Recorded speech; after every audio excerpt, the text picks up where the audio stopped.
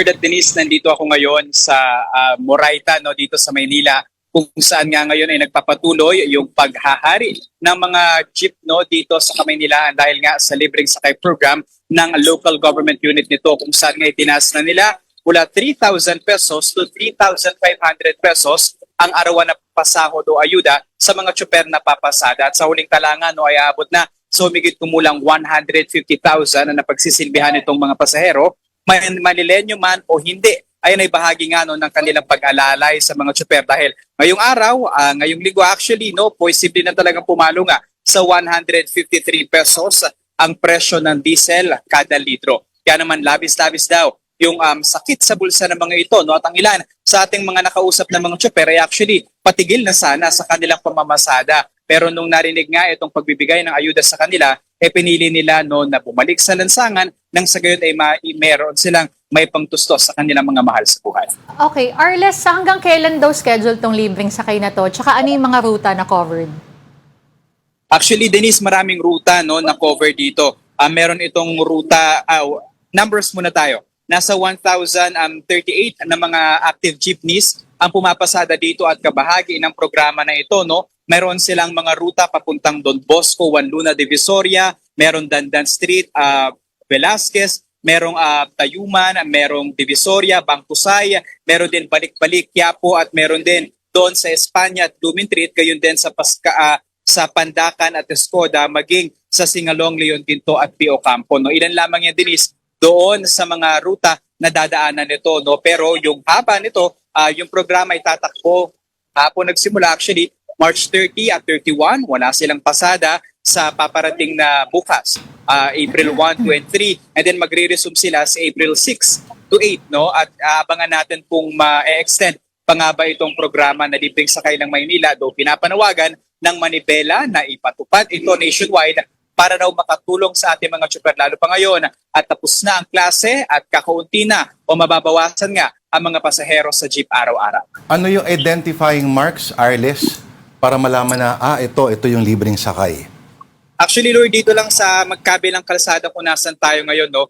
Kung makikita ninyo yung tarpaulin na yan na maliit, ayan yung senyales or yung sign, yung pinaka-tarpaulin na pwede talagang sakyan, no? And to give you a brief explainer pa tungkol dito, actually, may usong tawag ngayon, yung tinatawag natin passenger princess, no? Ayan yung nandito sa harapan, yung katabi ng mga jeepney driver, no? Hindi na pwede na sumakay dyan yung mga pasahero ngayon dahil meron silang kasama na Manila Traffic and Parking Bureau or yung staff ng MTPB na sasama sa bawat ikot ng kanilang ruta. Doon ay manually na inililista kung ilan yung mga pasaherong sumasakay, talagang binibilang nila real time at binabantayan din yung mga tsuper na syempre no, sumunod nga sa paggamit ng pagsulit doon sa krudo na ibinibigay sa kanila. Yung iba, nasa 6 a.m. pa lamang papasada na, pumapasada na and then 4 p.m. mamaya or 6 p.m. inaasahan nga nagagarahe na sila. So ito, actually, isa ito sa mga may pinakamararami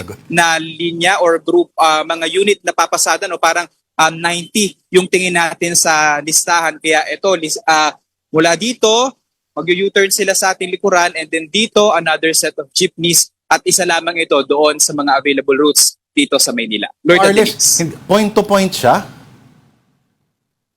Hindi, Lord. Actually, yung mga joda lang na tinatawag natin, no, meron lang kasi silang kung saan yung kanilang baluarte. No? So for example, ito, yung kanilang ruta ay Divisoria, Moraita, Gastambide, iikot lang sila.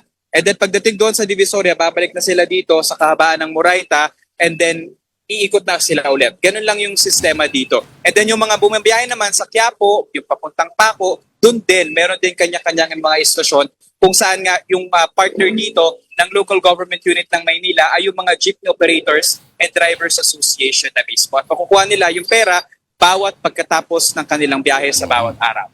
Ito, ang last question, Arles, pang Catholic Mass Media Awards. Galing kay Denise Tan. Hindi, sasabihin ko lang siguro madaming natuwa sa move ni Mayor, no, Arles. Pero bago mo sagutin yan, ipakita muna natin yung kanyang mga dance moves sa Good Morning Kapatid. Yorme, bilang dancing traffic dito po ng TV5, hinihiling po ng mga kapatid natin. Baka po pwede po may sample lang tayo. Sabayan nyo lang po ako gaya po ng iba namin. So, hawak mo ang beat lang, sir. Para lang masaya dahil celebration natin ito. May libre tayong pamasahe mula kay Yorme. Yorme, gaya lang po kayo. 1, 2, 3. Hawak mo ang beat, hawak mo ang beat.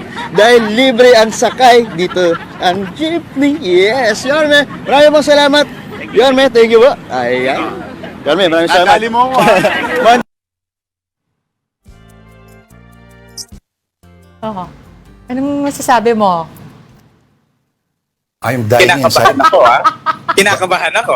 Huwag kang kabahan, Arles. Sige, ito na lang. Si Mayor Escuba, nandiyan ba ulit? At bukod dun nga sa libreng sakay, meron pa ba siya mga ibang programa o programa itong pamahalaan ng Maynila para naman maibsan yung hirap sa oil price hikes?